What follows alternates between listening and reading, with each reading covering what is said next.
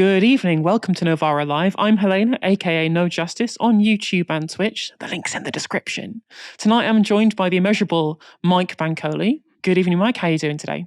Good evening. Very well. I'm glad this team has finally happened. I actually messaged you after your wonderful hosting appearance for the first time last week saying this team needs to happen, and here we are. So looking forward to this show.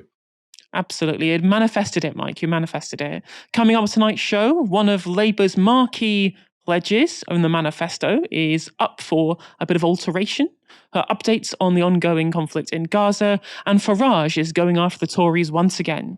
Stay tuned for all of that later in the show. You can let us know your comments via the super chat. As always, you can tweet at us on the hashtag Novara Live. Going into our first story tonight. Commonwealth leaders are planning to defy the UK over plans to look at reparatory justice for Britain's role in the transatlantic slave trade. Keir Starmer is currently in Samoa for the summit of 56 Commonwealth countries, and he's adamant that he doesn't want reparations on the agenda. Here's the BBC's Chris Mason. The British Prime Minister emphasising to us on the plane here, the 28-hour journey from the UK, that as far as the conversation about reparations was concerned, he felt that it was too backward-looking. He didn't want conversations to get bogged down over it, and instead he wanted to focus on the future around trade and climate change, for instance.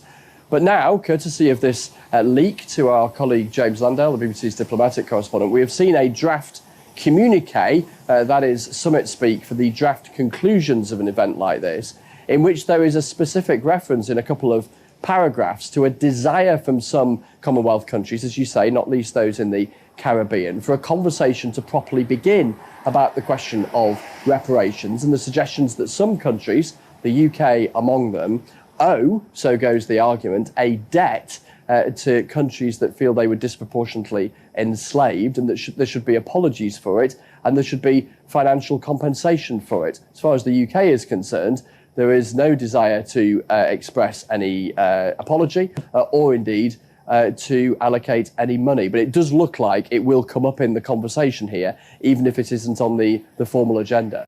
The leaked draft communique could change as the Commonwealth Heads of Government or CHOGM summit gets going, but it currently features 3 paragraphs setting out the Commonwealth's position on reparatory justice. Here's an excerpt acquired by the BBC. Heads noting for discussions on reparatory justice with regard for the transatlantic slave trade and enslaved Africans in chattel enslavement agreed that the time has come for a meaningful, truthful and respectful conversation towards forging a common future based on equity. They would play an active role in bringing about such inclusive conversations addressing these harms, and they agreed to prioritise and facilitate further and additional research on the transatlantic slave trade in enslaved Africans and chattel slavery that encourages and supports the conversations and informs a way forward. The draft also seeks to broaden the issue to include the slave trade in the Pacific as well as in the Atlantic, because a majority of Commonwealth countries, quote, share common historical experiences. British officials did reportedly succeed in blocking a plan for a separate declaration on reparatory justice at the summit. But is the genie out of the bottle now, so to speak? Foreign Minister for the Bahamas, Frederick Mitchell, told the Today programme this. Once you broach the subject, it may take a while for people to come around, but come around they will.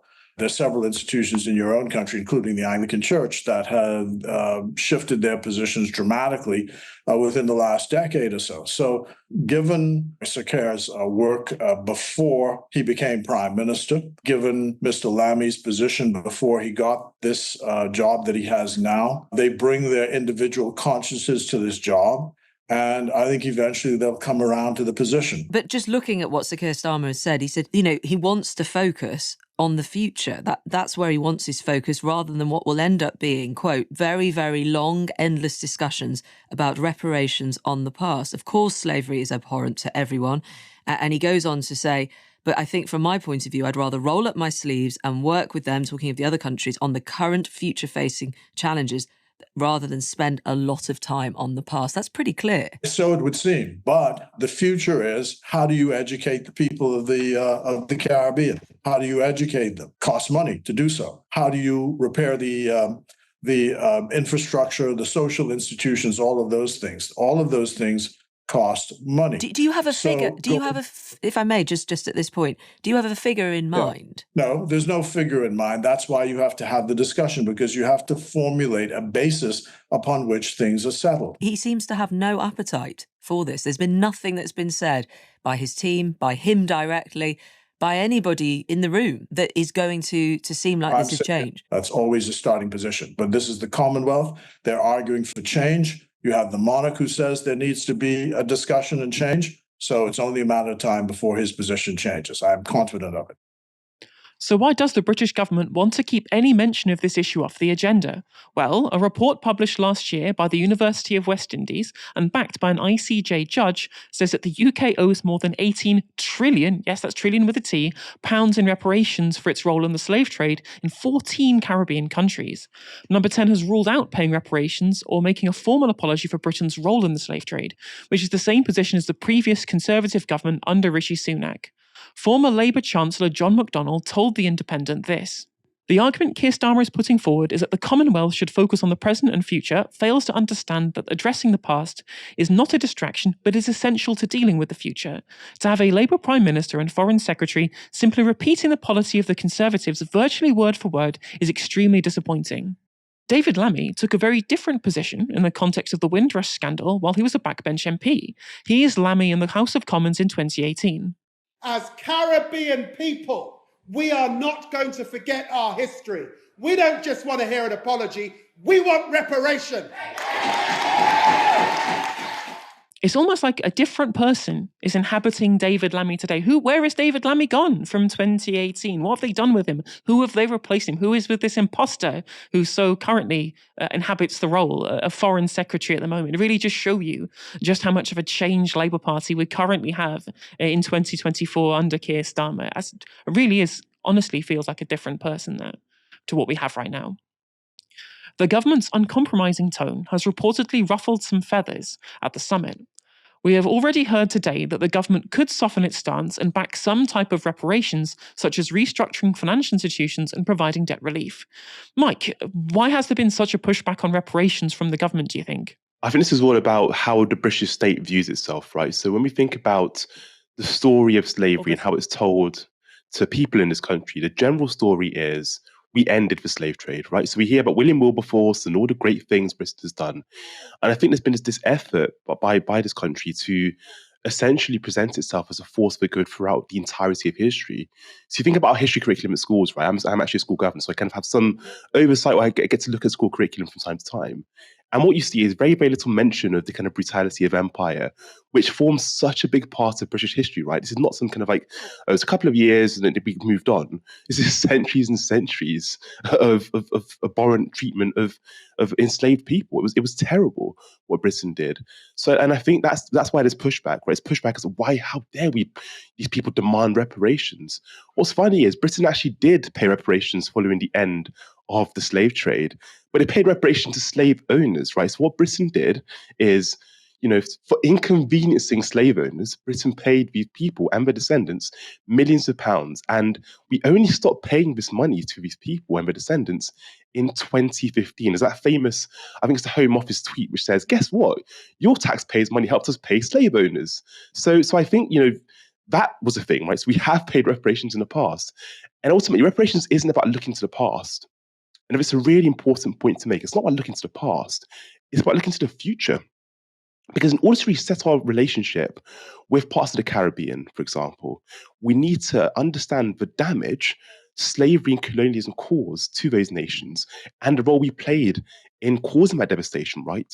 So that's really, really important.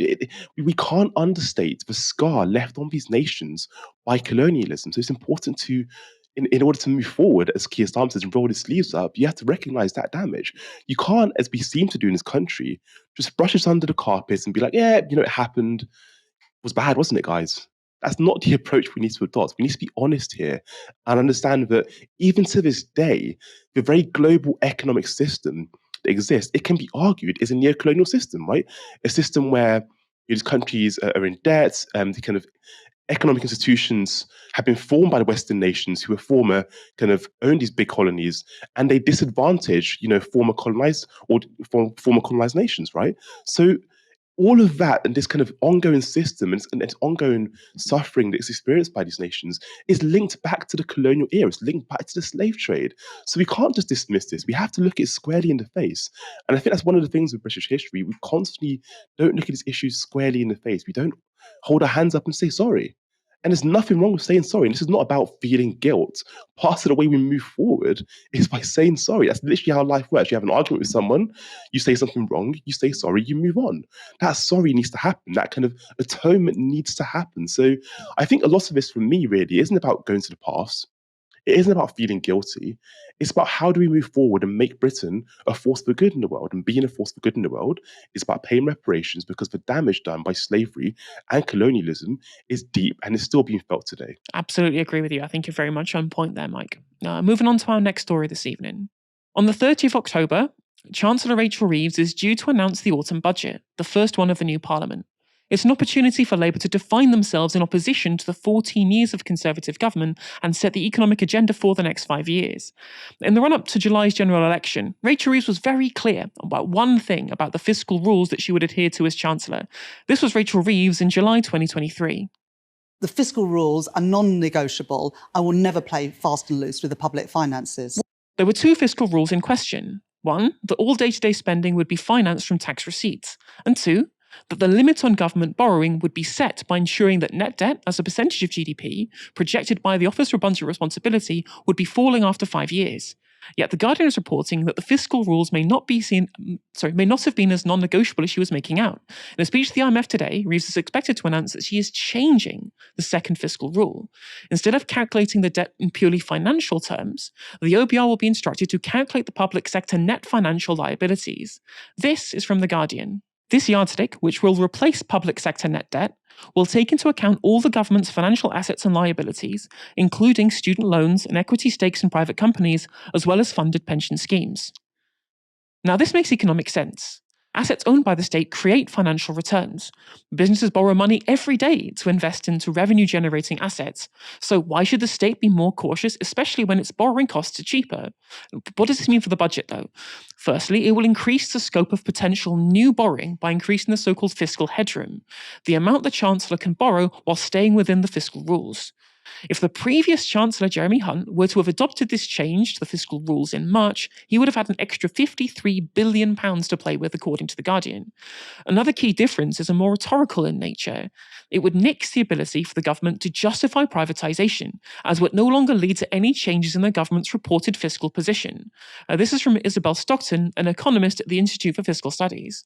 The current debt target sets an incentive to sell off illiquid assets like the student loan book, without regard for whether you get a good price for it or whether you think the public sector or private are better placed to manage it in the long term. This was the government's modus operandi during the Thatcher years. Fiscal recklessness could be justified by short-term cash injections with flash sales of public assets, regardless of how much future revenue those assets might generate for the state in the long term.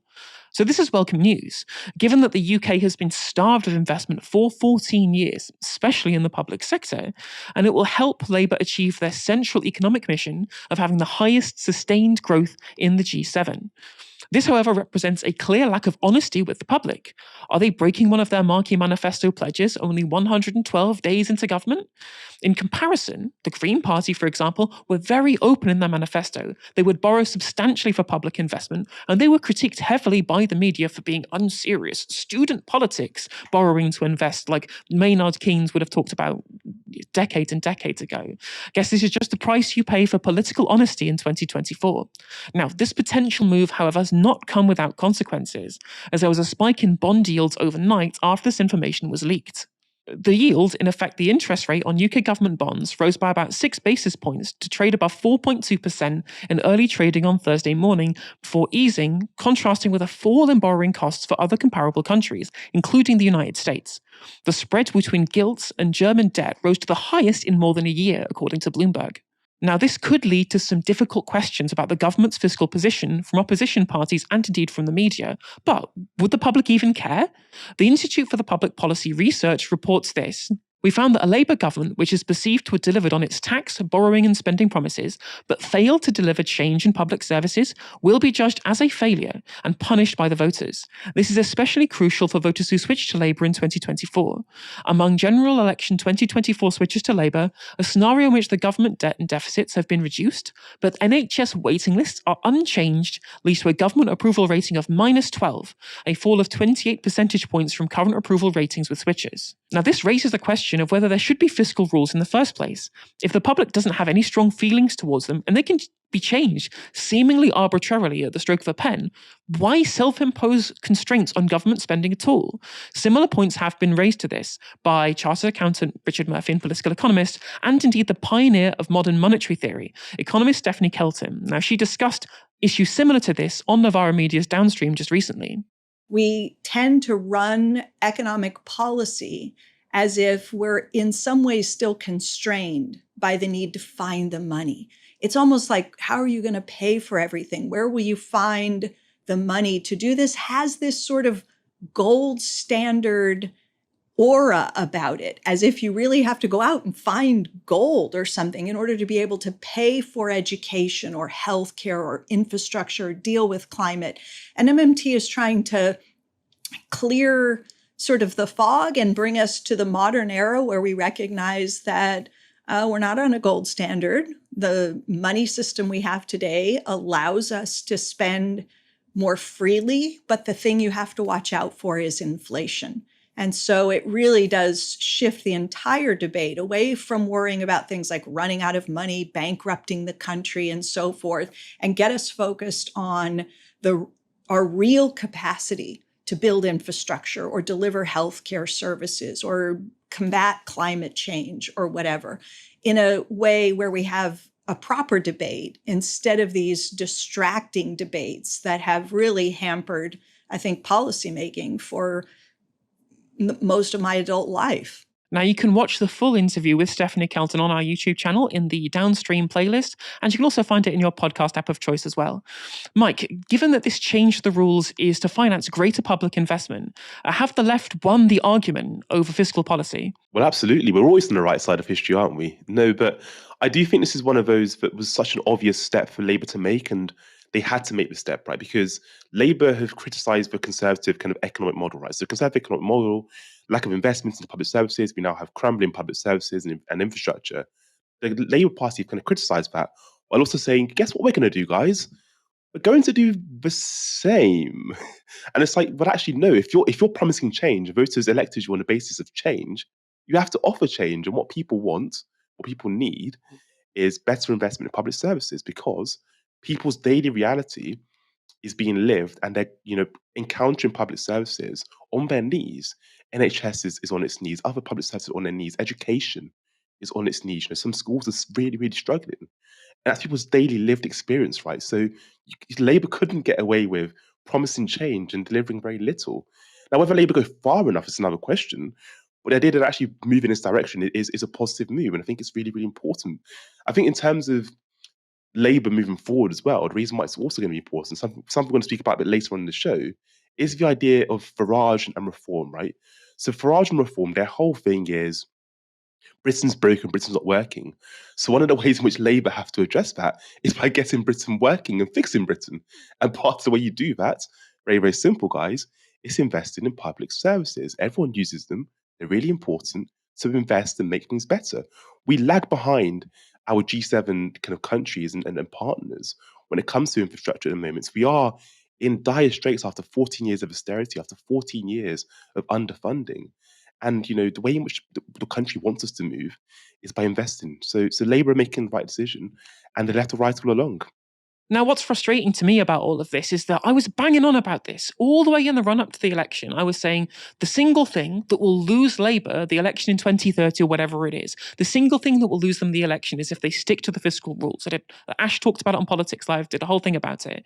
And it's frustrating to me that they were never scrutinised on this. Very little scrutiny was ever placed on the Labour Party, on Rachel Reeves, on their fiscal policy documentation in the run-up to the election. They even scrapped one of their marquee investment pledges, the 28 billion of climate infrastructure spending. They massively scaled that back. And all that did, to me, as a voter, looking at what they were going to do, was saying, well, they are running back on, they're U-turning on things they said they were going to do. And on top of that, all of the biggest challenges that the country faces involve lack of investment. This is the biggest thing. We have one of the lowest levels of economic investment, both public and private, during the 14 years of that last Conservative government, in like the OECD, right, incredibly low public and private investment. And the traditional narrative was, oh, we can't do public investment. That will crowd out the private sector. When actually, is the private sector going to invest in your country if your workforce can't actually work properly because they're too sick, because the NHS hasn't had the capital investment that it needs? And this is also a big U-turn of the fact that when Rachel Reeves first came into government, her first action as Chancellor, after declaring the 22 billion black hole that we found, was to say, oh, we're cutting back on Boris Johnson's planned investment in all these new hospitals. Well, that was against the pledges that you went into the election with anyway. And then what they've managed to do is performatively talk about this and then immediately change tack when they realise the public isn't answering to their fiscal probity they seem to want to project themselves as. So no scrutiny in the run-up to the election of the fact that these fiscal rules were going to lead to further decline in the whole of the economic growth they say that they wanted to get. Very little scrutiny of any of this. And yet now they're breaking the fiscal rule when they're in government. Just go, yeah, we're going to change that. It was a manifesto pledge, but we can ditch that now. And is that going to be any real scrutiny of the fact that, again, there was a party that was promising exactly the same thing as what we're getting now from Rachel Reeves in terms of the scope and the scale of the public investment that we want in the Green Party. And yet we're still, I say we because I'm a member, but they are still, the Green Party, are still treated as being an outsider party who don't have, quote unquote, serious politics or a serious plan for governance, when it's us. It's the Green Party and us here on the left that really had the solution to these problems, which isn't necessarily anything particularly radical, like what Stephanie Kelton is talking about. We're returning to the post-war consensus, the Keynesian consensus of state spending being the driver of growth, rather than stepping back during the neoliberal consensus and allowing the private sector to be the main source of growth in our economy. So, it's a good change. I mean, they could go more radical and change it to being about the entirety of the public realm. The current one where they only count financial assets rather than, say, actual physical assets, and say, well, we can mark this down as not real debt because it's paying for a new hospital or a new school, which is a real asset that the government is going to be getting, a tangible asset. They could be more radical, but at the end of the day, the money is there to spend. We are a sovereign currency issuer. The money is always there to spend. It's just, how do you spend it? Do you spend it wisely? And how do you create the growth without leading to inflation, which is hopefully what we'll see a little bit more of now that this fiscal rule has changed. At least 17 people, including an 11-month-old baby, have been killed in an Israeli airstrike on a school sheltering displaced Palestinians. An estimated 13 children are among the dead, and more than 40 people were wounded in the attack, which took place in the Nusayrat refugee camp in central Gaza. The school was hosting hundreds of internally displaced families when it was hit. It's the 196th school to be hit by Israeli airstrikes since October 2023. The IDF claims that it was targeting Hamas fighters and that it took, quote, many steps to ensure limited harm to civilians. Israel has provided no evidence for these claims. A Palestinian woman who was in the school at the time of the attack told the AFP news agency that, quote, there were children torn to pieces by the airstrike. Israeli forces are continuing their siege of the north of Gaza, and post-apocalyptic scenes are coming out of the Kamal Adwan hospital. One first responder said Israel is carrying out massacres against innocent people. Al Jazeera reports this. Hundreds of victims of Israel's assault are crowding the corridors, many having to be treated on the floors. Outside, bodies have been brought in on donkey carts with nowhere to be buried. Israeli forces even targeted the entrance to the hospital as the army lays siege to the facility. على العالم أن يفهم ما يحصل الآن بحق شمال قطاع غزة إبادة قتل عمدا كل من يتحرك في الشارع يطلق عليه النار. That's the director at Kamal Adwan. He says the hospital has turned into a mass grave. No medicine or aid has been able to reach North Gaza since the Israeli army besieged the area on October 6. Doctors there say they don't have much longer before the fuel operating the hospital runs out. Medical workers say they are having to prioritize patients who can be saved and turning away those who have little hope. In the last few hours, Israeli tanks have fired shells at the hospital, causing severe damage to the intensive care unit. Hospital director Hussam Abu Safia say the healthcare facility was, quote, directly targeted. More than 770 Palestinians are believed to have been killed in northern Gaza since Israel launched its military operation there earlier this month. This figure does not include those inevitably buried under the rubble. There have also been quite sinister reports of Israeli forces rounding up Palestinian men and separating families. This is from the journalist Hind Kudri. there's this new procedure the Israeli military forces are making. First of all, they're separating women and men and children. They're also numbering Palestinian men with numbers and calling them with those numbers, interrogating them. And they're also separating them from their children and wives, which is making it very horrifying for those Palestinian families. Also, no food, no water, no aid. All of the UN agencies' requests to deliver aid and medicine are denied. And the Israeli forces yesterday night also targeted the civil defense teams in the northern Jabalia. The scenes that I've been seeing on my timeline, on all of my social media feeds, literally watching gangs of Palestinians being handcuffed together, essentially, blindfolded and led around in lines. Really, really kind of harrowing scenes that remind me of pretty dark times in the past. And I struggle to believe that this is something people are capable of. It's difficult for me to personally process seeing just lines of people being led away again from their families, from their children, having families being totally separated. It'll be interesting considering that one of the things that Democrats were so angry about the Trump administration for doing from 2016 to 2020 was the family separation policy at the border.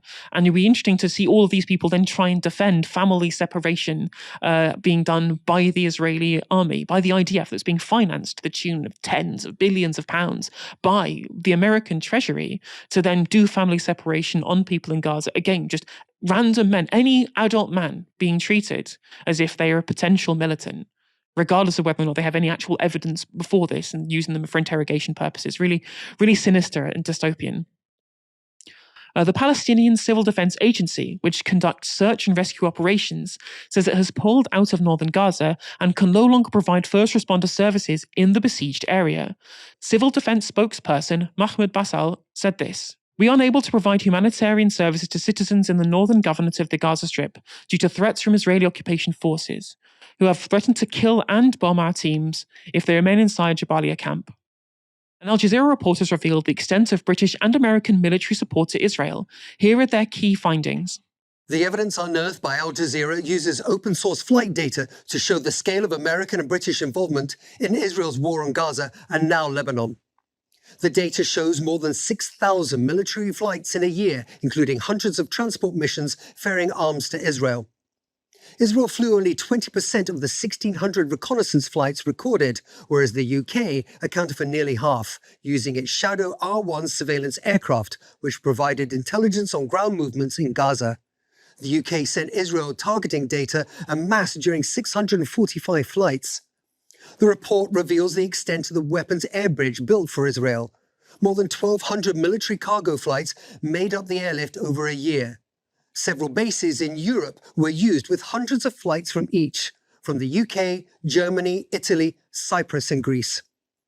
It is this air bridge, together with a vast number of surveillance flights and air-to-air refueling, that has sustained Israel's brutal war on Gaza and helped it expand its operations into southern Lebanon. Now, we've known for a long time that the RAF has assisted Israel over the past year. But what's staggering from that report is the extent to which Israel is reliant on the UK and the US reconnaissance flights. Jointly, they make up 80% of all air missions. Military and political analyst Elijah Magnier spoke to Al Jazeera, drawing these conclusions from the report. There are two main points that emerges here. First, the Israeli vulnerability, and secondly, the ethics of not only Israel, but the UK and the US. The Israeli vulnerability, because the narrative of Israel is the strongest army in the Middle East, has fallen into pieces because due to the available data, Israel is not fighting alone, but seems incapable of fighting non-state actor in very small area and requires the support of superpower like the US and NATO in terms of intelligence gathering, man, air support, interception task forces, surveillance, ammunition supplies. And with all these reconnaissance missions, it shows that only 20% were carried out by Israel, while 80% by the Israeli allies, which reflect the scale of intelligence gathering and sharing. And that takes me to the second point, which are the ethics. Due to the high and significant civilian casualties and broad destruction of cities and critical infrastructure in Gaza, and we're beginning also in Lebanon, the consequences raises serious ethical issues here. President Joe Biden said that there are too many civilian casualties, which means that either the intelligence are wrong and they are failing to distinguish between combatant or non-combatant, or everybody here has a serious question in the operational ethics and effectiveness of their operation, joining the Israelis in their crime and crime against humanity. Mike, as Magnier pointed out there, Joe Biden has said that there are too many civilian casualties.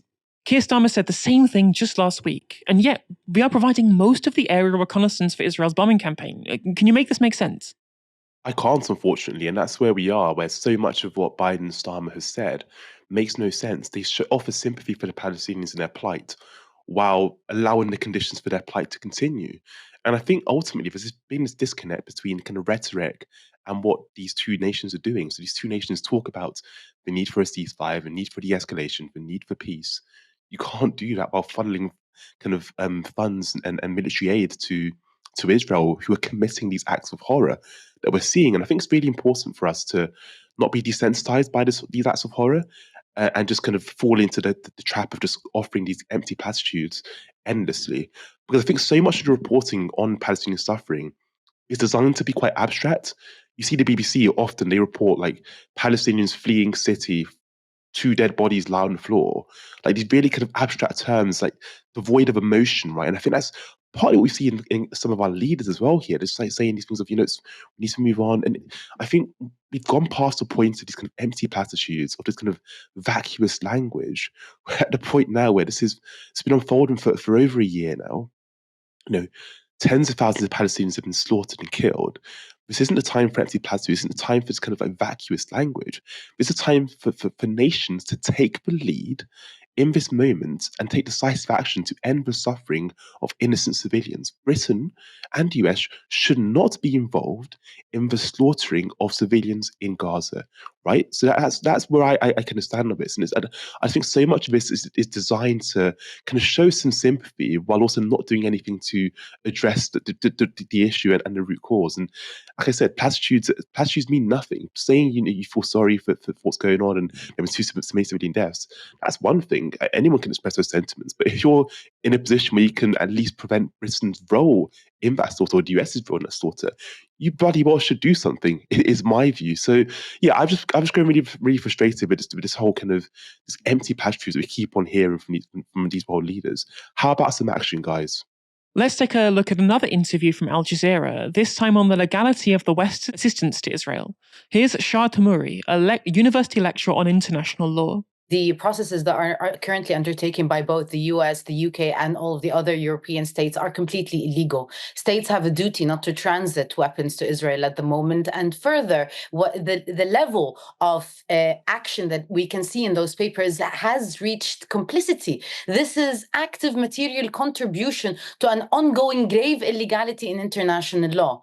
So, on paper, when we look at it, these states are in violation of both of the International Court of Justice's decisions. And this is not something that the UK doesn't know or that the US doesn't know.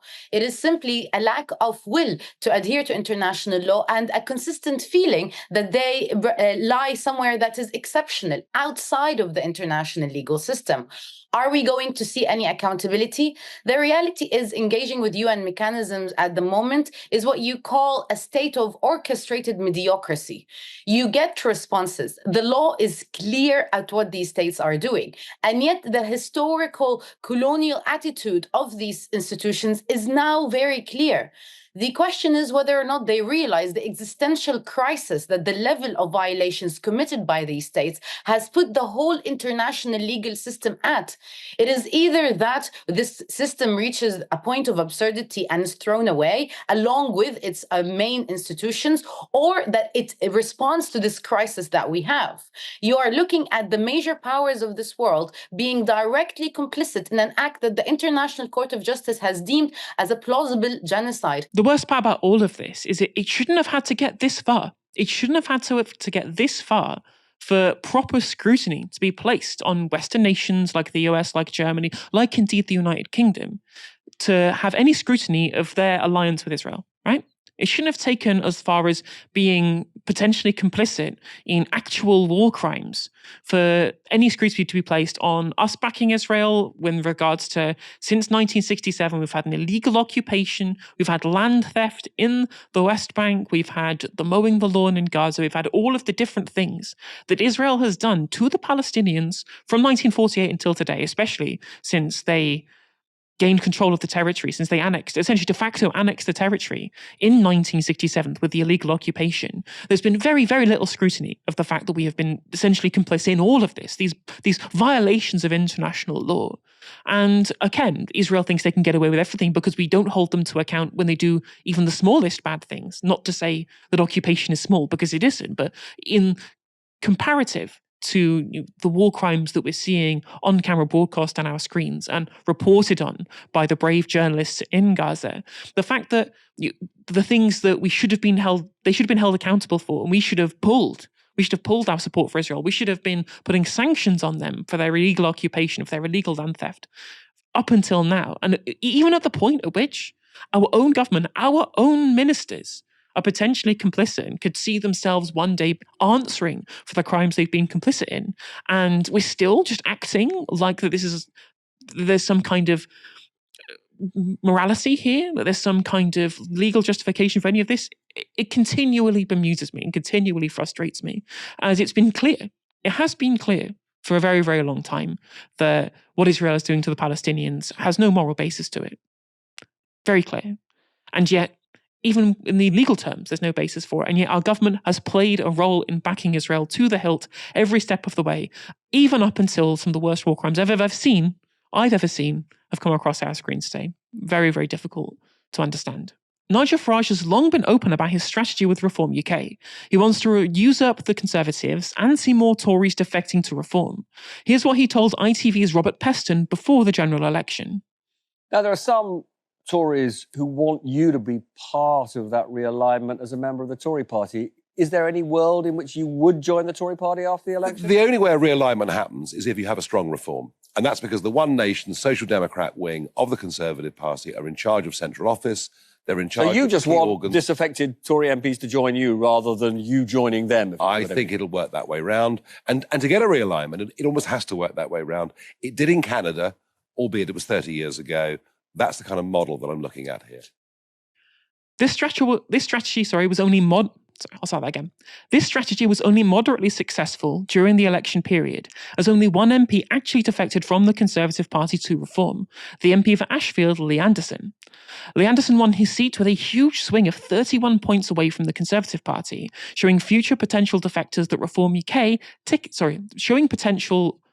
showing future potential defectors that Reform UK ticket has real electoral potential, especially within the context of current polling, which has seen an increase in support for Reform.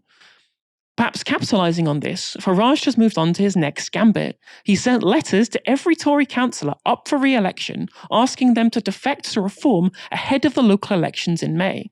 Here's why.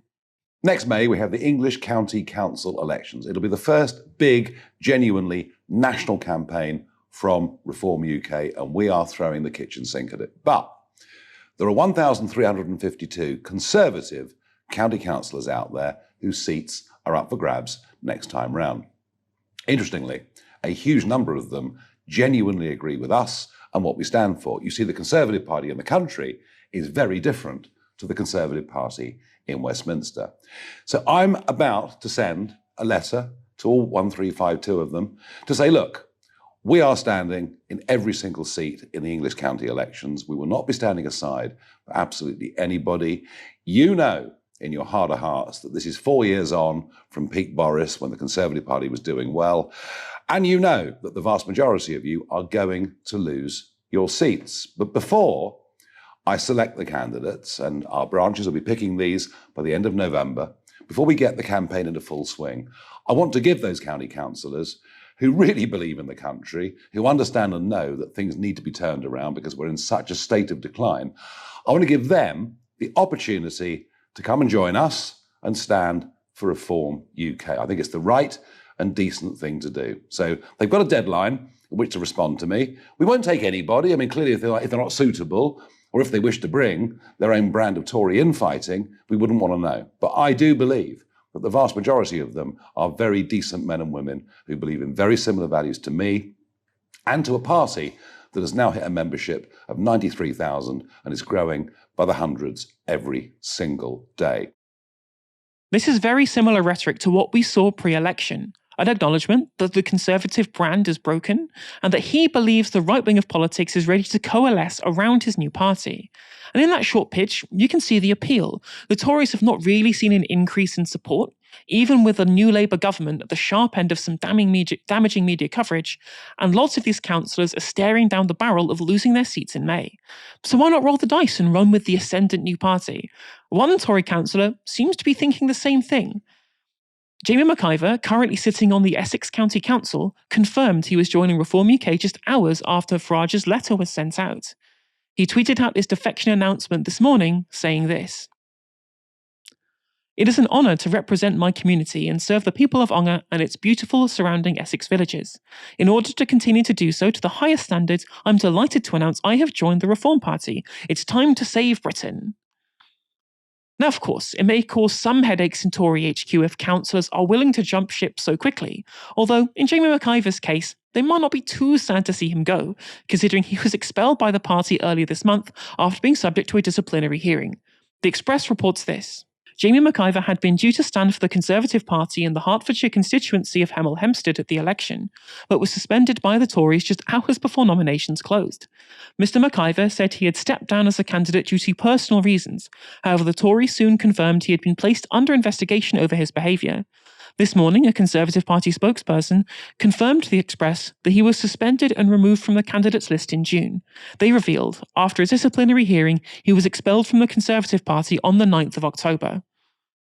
Now, one might suggest this is political opportunism from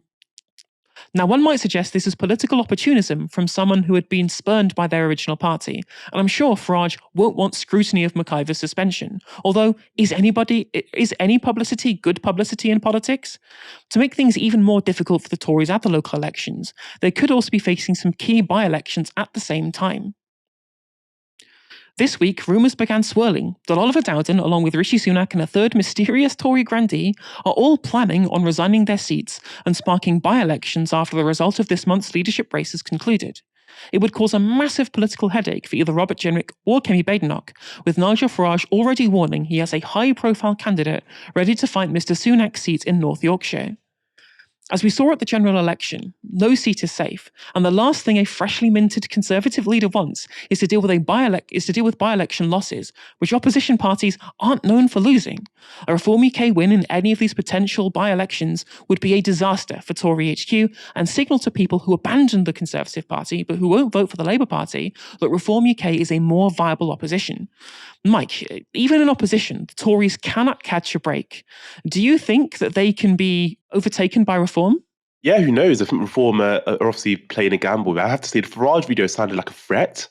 It was kind of like a join us or else. It was very ominous, I thought, actually, from Farage there to those kind of Conservative councillors. But look, I think for the Conservative Party, and it's going to be interesting for them because obviously they have a leadership contest with Kemi Badenoch and Robert Jenrick. Which direction the party going in response to both their election defeat and also the rise of Reform, right? And it depends on how the Conservative Party ultimately diagnosed their defeat. So what caused their defeats, right? So Kemi Badenoch might have a different view to that to Robert Jenrick, but I think both of those leaders, potential leaders of the party, will see the party shift to the right. Now, my fear for the Conservatives, I don't fear for the Conservatives, but the worry for the Conservatives is that strategy of trying to out-Farage might not work because Farage is the ultimate Farage, as I always say. There's no one can out-Farage Farage. So I think the Conservative Party, if they do diagnose their defeat as, we lost the election because we weren't far right enough, they're going to be in opposition for a long, long time. So yeah, I wonder how the Conservative Party can respond to this. And I actually also think this is not just a story about the Conservative Party. This is a story about the Labour Party too, right? Because in so many seats at the general election, Reform came second to Labour. Now, how have Labour responded so far? Labour's rhetoric on immigration so far has been quite regressive. We've heard talks of raids. We've heard, or we've seen rather, Starmer go meet with Maloney to have discussions about immigration policy moving forward. So it's like they're trying to move to the right on immigration as well. And we have to remember, during the election campaign, Starmer's stance was immigration's a problem. Too many immigrants are coming into this country. We need to do better. We need to control the borders. That rhetoric was being used by Keir Starmer. So it seems both major parties are going to try and do the thing that they shouldn't do. And I kind of warned on the Novara Live general election stream a couple of months ago that they shouldn't do. What both parties cannot afford to do if they want to, if they care about their electoral futures moving forward, is try and out Farage, right? You can't try and out Farage him. You need to effectively, for the Labour Party, especially a centre-left party as they proclaim to be, you have to challenge this kind of racist ideology, because this racist ideology is what fuels the riots we saw in the summer. It's what fuels this tension that exists in cities and towns across the UK, where people are unfortunately absorbing this dangerous rhetoric by Farage and seeing immigration and immigrants as the sole problem Britain faces. It's all about the immigrants, right? And if Labour don't challenge this rhetoric, we're going to see more unrest, we're going to see more disobedience, we're going to see more hostility towards migrants and asylum seekers, right? So we need to challenge this rhetoric. So yeah, I think both parties are going to ultimately respond to this by moving to the right. It's going to be the kind of worst response, not only just because of like electoral hopes. I mean, I couldn't care less about the electoral hopes, but it's more about what this means for the most marginalized people in this country, what it means for migrants, what it means for asylum seekers. And what it means, unfortunately, is we're going to see more horrible rhetoric on asylum seekers. We're going to see more horrible rhetoric on immigration by both major parties and by reform.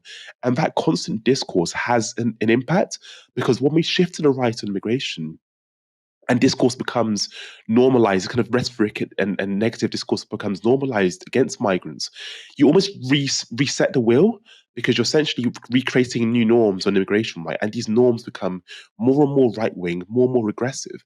And that can't be a good thing, because what we need now, rather than a regressive approach to immigration, is one rooted in compassion, one that's effective, one that's fair. This is what people want. You know, we look at so many of the surveys and so much of the polling data. People in Britain have far more progressive attitudes towards immigration than both major parties and reform seem to lead us to believe, right? So it's important to think about how those three parties are out of sync with the public. And actually what we need is compassion, empathy, and a fair system. And that's the thing, right, is that the British public seem to be holding some very contradictory opinions at the same time. And whilst a lot of parties on the right, and obviously the Labour Party, have aped this rhetoric too, is relying on very simple polling that just says immigration should come down, right? The British public broadly agree overall that immigration should come down. What does that look like? Which sectors does that entail? What does that mean with regards to legal or irregular migration? There are so many different questions that are far more important than just, do the big number come down or not, right? Like, it needs to be far more holistic in our approach to immigration policy than just, what does the headline number say? Because none of our parties are actually engaging with a really big important economic fact of this. Of course, there are plenty of social reasons why we should be open to a more libertarian approach to how we deal with our borders. But on top of that, there's an economic reason for migration too, which is we have an aging population, right? We do not have enough working people currently at below replacement rate for births to be able to sustain the amount of older people that we have who are living longer and longer and longer every single year. Like, the numbers are starkly different to what they were 50 years ago, the percentage of the country who was retired. And for every retired person, you need a certain number of people who are actually working, being productive, increasing the productive capacity of the economy for our economy to be able to function. Like, if Rachel Reeves is planning on spending all this extra money on investment, which is good, I think it's good, if you don't have enough people there being productive to be able to ensure that the commodities are created from this fiscal expansion, from this investment, then it probably will be likely to be inflationary. So there is so many problems with this doctrinaire approach to migration, because not only is it bad for policy, not only is it bad for social cohesion to continue to take on this right-wing rhetoric, like, it's also going to essentially give credence to the Farage narrative. As you say, you can't barrage the Farage. You can't beat him at his own game. You have to overcome it. You have to overcome what he's saying, overcome what he believes by offering a contrary narrative. I absolutely agree with you on that one, Mike. Thank you very much for joining me this evening, Mike. Yeah, it's been a pleasure. Battled through my cold, but we made it, and I enjoyed the show. This is a team the people wanted, Helena, so we made it work. You've been watching Novara Media. Good night.